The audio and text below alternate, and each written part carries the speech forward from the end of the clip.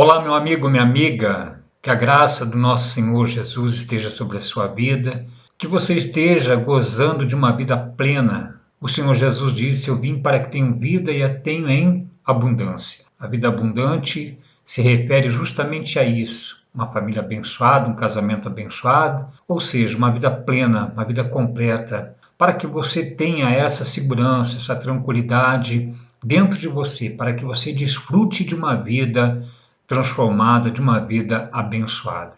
Se você ainda não é um inscrito no canal, inscreva-se para fortalecer o canal. Se você deseja que venhamos estar orando pela sua vida, pela sua casa, pelo seu lar, pela sua família, você pode colocar aí o seu nome nos comentários, e nas nossas orações durante o dia temos feito menção de todos aqueles que estão inscritos no canal e que têm colocado o seu nome para oração. Dê o seu like, ative o sininho, que nos próximos vídeos o YouTube estará recomendando para você. A palavra de Deus, ela diz assim, sobre a armadura de Deus, temos falado muito a respeito disso. No livro de Efésios, no capítulo 6, do versículo 10 em diante, no versículo 13, assim, portanto, tomai toda a armadura de Deus, para que possais resistir o dia mal, e depois de teres vencido tudo, permanecerdes inabaláveis. Quando se refere ao dia mal, não está se referindo à questão de manifestação de espíritos malignos, de infernos, porque o dia mal vem sobre todos. Basta a pessoa estar viva, os problemas se levantam contra ela. No dia a dia, nos acontecimentos seculares, no que tem sido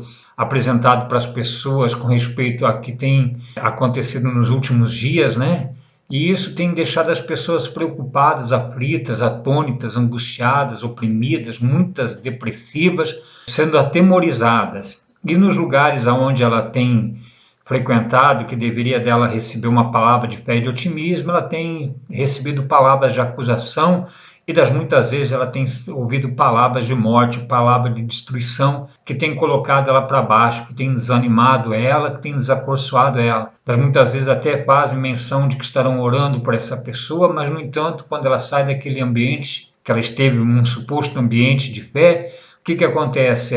Daqui a pouco ela volta novamente o seu turbilhão de problemas, e infelizmente ela não tem vencido porque ela não tem dado crédito à palavra de Deus verdadeiramente.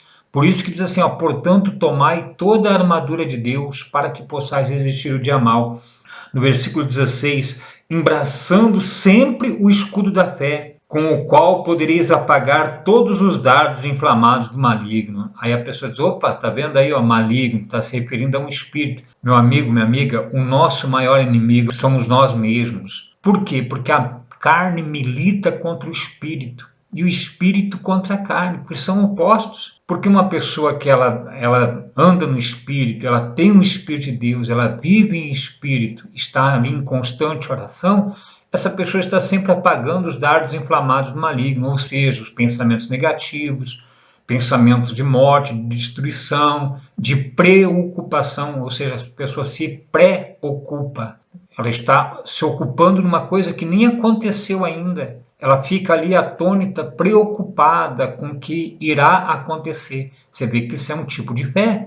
É uma fé negativa. Por que é uma fé negativa? Porque é uma fé que a pessoa vai atrair coisas ruins para ela. E ela atraindo coisas ruins é como um imã, Como Jó disse, aquilo que temo me sobrevém e o que receio me acontece. A pessoa tem que ter a convicção, a certeza de que Deus é com ela, embraçando sempre o escudo da fé. E o embraçar o escudo da fé é justamente isso. É a pessoa ter a convicção, a certeza de que Deus é com ela. Porque a palavra de Deus fala justamente assim, Embraçando sempre o escudo da fé com o qual podereis apagar todos os dardos inflamados do maligno. Aqui fala sobre todos os itens da armadura, todos os componentes da armadura que a pessoa deve ter. Mas diz assim, no capítulo 6, versículo 17. Tomai também o capacete da salvação e a espada do Espírito, que é a palavra de Deus. E diz assim, no versículo 18, com toda oração e súplica, orando em todo o tempo no Espírito, e para isto vigiando com toda perseverança. Você vê, com toda a pessoa ser perseverante. A característica do verdadeiro cristão é a perseverança. Perseverança produz para ela confiança, e essa confiança, existe essa certeza dentro dela, porque ela vive desta maneira. orando sempre no Espírito. Você vê, a palavra de Deus nos ensina, nos orienta que devemos estar sempre orando. Você vê, a manifestação da fé é isso, a oração quer dizer manifestação de fé, porque uma pessoa que ela crê realmente, ela vai estar ali em comunhão com Deus, ela vai estar em constante oração, que em muitos lugares diz que a pessoa tem que ter determinação porque ela tem que determinar, né? Então ela deixa de orar, ela começa a acreditar no potencial dela e isso corre um grande risco daqui a pouco a pessoa começar a se ensoberbecer, ou seja, se tornar soberba, acreditando que ela é o bambambam da história. Só que a nossa suficiência, tudo vem de Deus, tudo pertence a Ele e dependemos dele, tudo, porque Deus criou todas as coisas e Ele criou para Ele, e a suficiência nossa justamente é isso, vem da parte de Deus.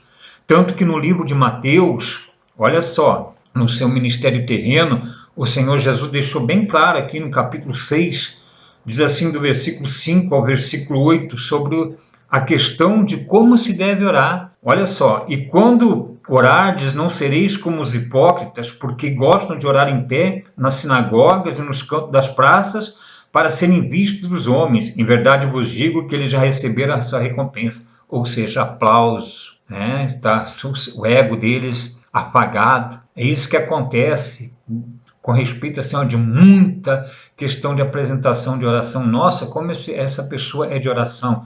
Nós falamos da oração, de colocar as pessoas fazendo menção dela, porque esse é o propósito, orar um pelos outros. Tanto que eu peço que quando você apresentar as suas orações, me inclua nas suas orações também. Nós precisamos, com respeito a isso, dependemos e necessitamos um dos outros, porque o corpo do Senhor Jesus ele consiste nisso. São vários membros, cada membro tem uma função, uma finalidade, e nenhum deles é melhor do que o outro. Está compreendendo? Você vê que dentro do sistema religioso existe a questão da suposta unção porque o fulano tem autoridade. Ora, como que pode? Meus olhos não têm autoridade sobre a minha mão e a minha mão não tem autoridade sobre os meus pés. A única autoridade sobre a nossa vida é o cabeça do corpo, que é Cristo. Você está compreendendo? Então, no que diz respeito aqui à questão da oração, olha só o que Jesus disse. Tu, porém, quando orardes, entra no teu quarto, e fechada a porta orareis a teu pai que está em secreto, e teu pai que te vê em secreto te recompensará. Aqui não está dizendo que tu tem que ir num lugar, numa construção, num templo. Não está falando de você estar fazendo a sua oração aonde? Em secreto, você e Deus. E essa é a manifestação da fé. A pessoa orar, a pessoa continuar na sua súplica. Como, por exemplo, tem pessoas que dizem assim, mas eu vivo a minha fé. Exatamente, nós vamos chegar também a esse ponto. Mas o que o Senhor Jesus orientou com respeito de quando orarmos, fazer desta forma. Temos que apresentar diante de Deus as nossas súplicas, as nossas orações, as nossas petições com ações de graça. Como diz assim, e orando, não useis de vãs repetições como gentios, porque presumem que pelo muito falar serão ouvidos. Não vos assemelheis, pois, a eles, porque Deus, o vosso Pai, sabe o que tem de necessidade antes que lhe peçais. Deus conhece e sabe das nossas necessidades todas. Aí a pessoa diz, então por que há necessidade de orar? Nós estamos mostrando aqui, a necessidade da oração é isso. Como diz aqui no livro de Efésios, no capítulo 6, no versículo 18, né? Com toda oração e súplica, orando em todo tempo no Espírito. Olha só, e para isto vigiando com toda perseverança, e diz mais ainda, e súplica por todos os santos, ou seja, Paulo estava pedindo não só a oração, que a pessoa devia orar por ela, mas orar por ele, orar por todos aqueles que eram companheiros dele na tribulação, nas perseguições, você está compreendendo? E o mesmo apóstolo Paulo, ele fala assim no livro de Romanos, no capítulo 14, como diz assim, sobre a tolerância para os fracos na fé, ou seja, você tem fé para comer carne, então você come carne. Agora tem uns que não têm fé para comer carne, eles vão comer legumes. Se tem aqueles que têm a determinação, que têm essa convicção de determinar em suas vidas, agora tem aqueles que não têm isso. Tem aqueles que devem, no sentido de ser conduzido de uma forma, de uma orientação, não ensinando, mas para que tenha uma mente esclarecida, os olhos iluminados, diz assim, acolhei ao que é débil na fé, não porém para discutir opiniões. Diz assim, um crê que tudo pode comer, mas o débil come legumes. Quem come não despreze o que não come, e o que não come, não julgue também o que come, porque Deus o acolheu. Ou seja, Deus em todos. Deus é soberano, único Criador dos céus e da terra, bendito, adorado, glorificado, exaltado. Não existe uma questão assim, de um poder paralelo. E também a questão não existe com respeito a outros deuses. Só que as pessoas, a fé delas, ela tem se dividido, por isso que elas são fracas. Elas têm crido, né, com respeito a um ensinamento de um santo disso, de um santo daquilo outro. E, no entanto, elas dividem a fé e são fracas. Você está compreendendo? Mas nós não devemos desprezá-las, não. Ou seja, através da palavra, um momento, um dia ou outro, vai chegar até ela. E com o propósito fundado com respeito na palavra, sendo da vontade de Deus, elas tomarão conhecimento disso. Agora, se não for, elas vão permanecer da forma como estão, porque nem todos foram chamados para ser livres. Muitos continuam sendo escravos. E diz assim no mesmo capítulo 14, no livro de Romanos, né? Diz assim, no versículo 22, a fé que tem-na para ti mesmo perante Deus. Olha só, bem-aventurado é aquele que não se condena naquilo que aprova. Ou seja, aqui não está falando da pessoa viver uma vida promíscua, de uma vida desleixada, mas com respeito à manifestação da fé. E a fé que tem-na para ti mesmo. Então viva essa sua fé. Creia que na sua súplica, na sua oração, nas suas petições, Deus estará lhe respondendo, estará lhe ouvindo, e não há de te desamparar de forma nenhuma. Por isso, voltando lá com respeito à questão desses itens da armadura de Deus, cada componente tem a sua função. Estaremos falando muito a respeito disso também, com respeito aos outros itens, né? Mas diz assim, com respeito, embraçando sempre o escudo da fé. Isso é embraçar o escudo da fé, é partir para cima, vamos dizer assim. Que o escudo, na verdade, numa guerra, hoje, com respeito à questão das armas sofisticadas, já não há a questão deles colocarem um escudo, existe uma guarnição com respeito a coletes, mas o que diz respeito no escudo que era embraçado na época, servia tanto de uma maneira para se defender, como também atacar. Atacar o quê? Atacar as pessoas, atacar os outros, querendo dizer que é melhor, querendo dizer, né, que é ungido, que é eleito, que é escolhido. Quem é eleito, quem é escolhido, meu amigo, minha amiga, vive neste mundo não desprezando ninguém, não despreza nada, procura viver uma vida reta, procura viver uma vida com todo respeito para com o ser humano e para com toda a criação de Deus.